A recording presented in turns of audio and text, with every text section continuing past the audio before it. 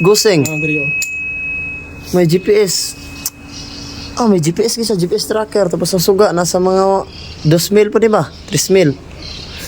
Kini gusing. Kung agasto eh. Ayan yung dutag bikes. Nato amigo. May natay bisita guys. Nasaag sa barangay. Duto sa bike niya, Colnago. Goratek man din dahil. Membro sa Goratek Teams. Huwag ka na pumasok.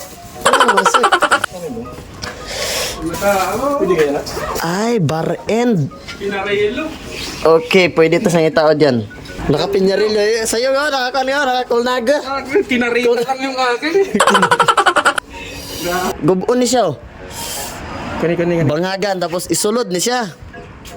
Pag sulod, sulod. Gutan ni mo ng alin, no? Ganyan, alin. Pag guot ni mo ng alin niya, kuan man siya, ipit man na driya, ipit man na sa sulod, mo expand man mo expand. Pag expand na, gutok na siya. Ano, bar-end, ragod. Bar-end, nagtawad sa motor. Kinungan na siya bungagan. Bangagan, buslotan. Pagka-buslot, no? Pagka-perfect, pagka-buslot. Taan na mag-bar-end, guys. Itong bar-end na yan. Okay na yan. Kina. Itong isa daw. No, ana. Kini siya, pasulod na to na siya, Dra, kinanang kasya sa anamig isa lang to, no? A few moments later.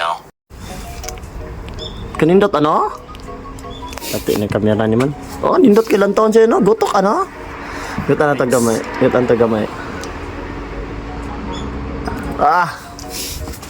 Nindot kayo ba? Kutsilyo lang sa kalam. Dati pwede naman kung magbuhat din ka ng repair shop dito, bike repair shop dito sa Malay. Puro dahan na kay bike dito. Oh, tukot ang repair shop si Jobin ako kan, Jobin Works. Jobin ako payon. Si Jobin taga Bulkit. Yung bike yan, ay andit kay bike bay, disc brake. Tapos ang likod pagkita niya, ang gear, di basta-basta, Shimano ni 105 niyan. Tornira daw, pero nindot kayo. Nya. Ingat. Ride safe. Itong bike dara, relax ra kayo.